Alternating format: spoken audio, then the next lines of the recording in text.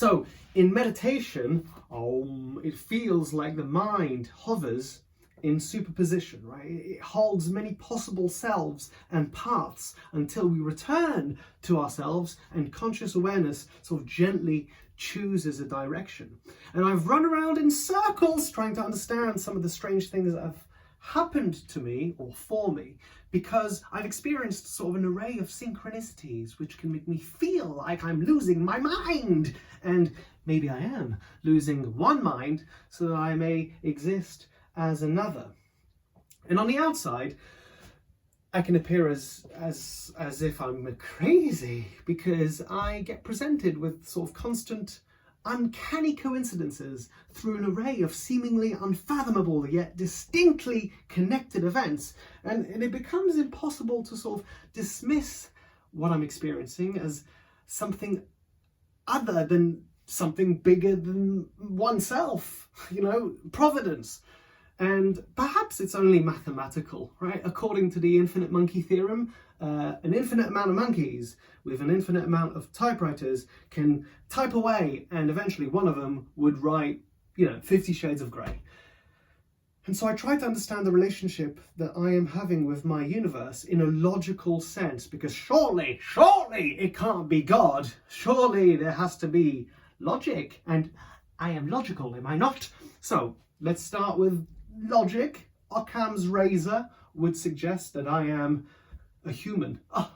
Let's start there. So the human body is roughly made of 10 times 10 to the power of 27 atoms. So that's 7 octillion atoms. That's 7 plus 27 zero atoms. And one atom is made up of a dense nucleus, right?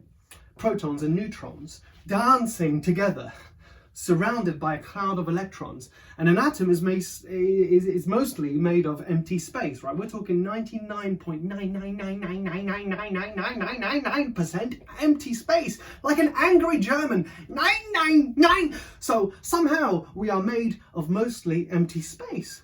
What? Meaning that if you removed all the space inside every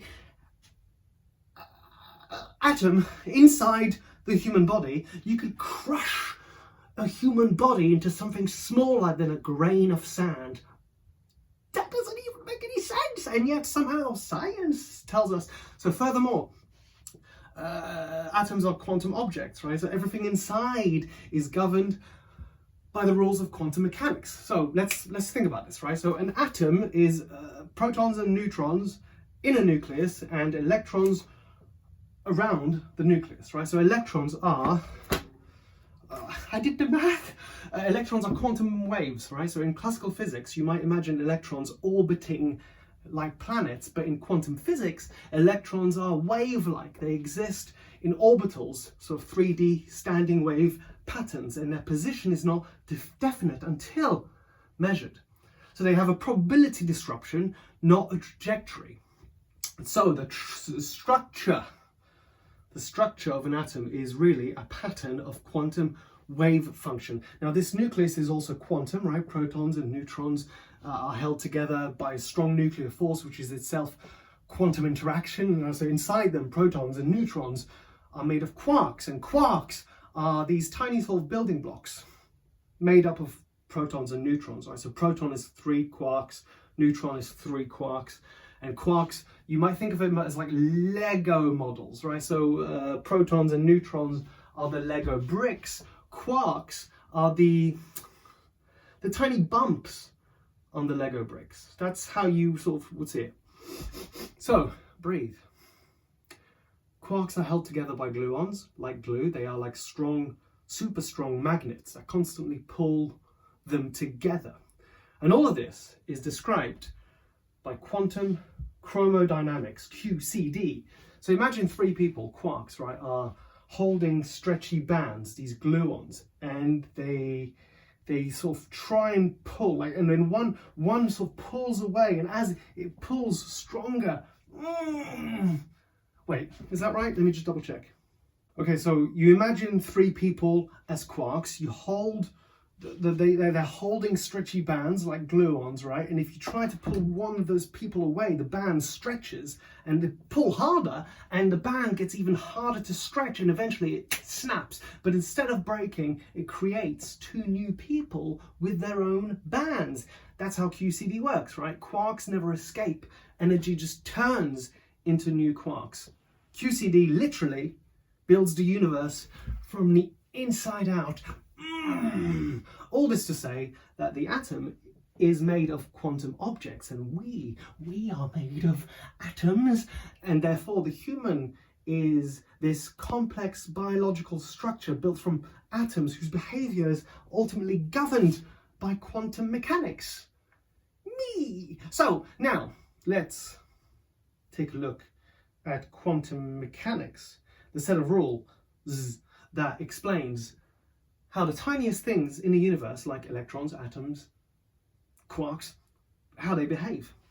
Now, unlike everyday objects, these tiny things can act like both particle and waves. They don't have to, They don't have like an exact position until you measure them, right? It's the cat. It's Schrodinger's cat. Meow, wow. Like they can influence each other in strange ways, and that's called entanglement.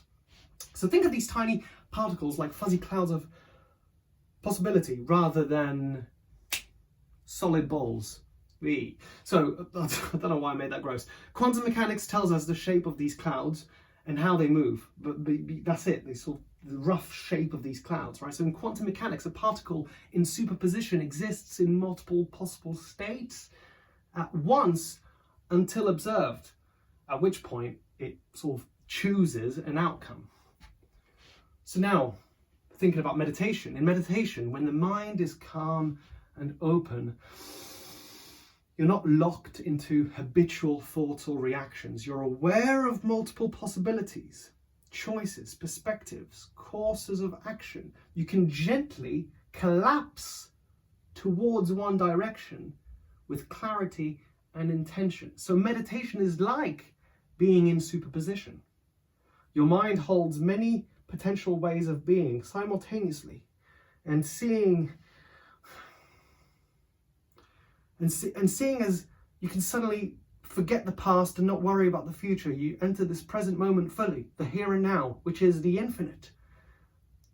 And it's there where I wonder about our free will, right? It's difficult to think of us having a choice when we are made up of trillions upon trillions of cause and effect before us, right? The millions and millions of miles of DNA inside of us, the nature and the nurture and, well, yeah, basically all of that, you know, but all of that's sort of guided us from our birth to this very moment. Hello. But we can collapse ourselves, right, in meditation, and we can separate ourselves from the vehicle that we drive and the environment that we are in, and essentially make communion with the ingredients that make up the universe. We are essentially shaking hands, hello, with eternity, and it's in that space and in that time. I wonder whether we get given a choice. We are able to consider what directions we want to go in. That's what it seems like to me. We make a decision for the life that we want, so we are somewhat entangled to another version of ourselves, somewhere in space-time. And then we walk along this sort of Einstein-Rosen bridge towards the life that we want to live. So choices, free will, might be programmed into the system, but you have to go there to access it, right? So it's like when you go to a restaurant, you can choose the meal that you want, but once the meal comes, you know, the amount of choices become more and more finite, right? So, okay, the meal is presented in front of you. You can eat it and enjoy. You can eat it and complain. You can leave. You can maybe even order a different meal, but there might still be a cost because, well, there is a ripple effect to the choices that you make, right? So free will might be programmed into the system, and choices create results which we must live through. You make the choice to enter a car because you made the choice of a destination, but you may no longer be in control of the path it takes, especially as the road is shared with so many other drivers. Damn you! So meditation is like accessing this quantum cloud, right? We are in superposition, and then we return to our present moment. Our attention or conscious choice guides which path we manifest, and this journey, this storyline might then, it would come out, and it might feel like it's orchestrated, as if you're suddenly living the choice that you made, and therefore feel like you are subject to a deterministic universe, right? You must accept that at some point you ordered a pizza, so there will be flour and to make the dough, and there will be tomatoes, sauce and cheese, and I know that there are different ways of making a pizza, but if you don't use cheese, then you're a fool.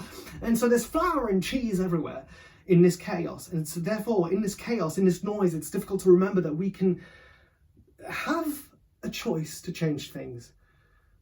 We might even forget that we made the choice in the first place, and all we need to do is find a quiet place, meditate, return ourselves to that state of superposition, and entangle ourselves to a point in space-time that we desire. The direction forward can be turbulent. It can be met with friction, destruction, because habitual thoughts and reactions suddenly seem outdated, alien. They no longer serve you. Relationships potentially no longer are compatible. And people might think that you're crazy because of this sudden new direction. This new direction which doesn't even reflect the environment, doesn't reflect the truth that might be perceived in the locality that you exist in. And yet you believe. You believe that it's possible. And maybe that's what is meant by Corinthians 5:7. We walk by faith, not by sight. You believe in a possible outcome because you are entangled to it. And yet, you look around you and it seems impossible. Anyway, all that to say, meditating is pretty good, and reading the Bible is a good laugh, and I'm writing a show at the moment called 0-1, and it's going to the Edinburgh Festival next year, hopefully, because at the moment I have no evidence that I have the money to support myself at the festival. I currently have 97 pence. And yet I feel successful. Oh no! Oh, what? All proof suggests that I'm not really. And yet, well, success isn't just a metric of financial, but it does help. Money does help.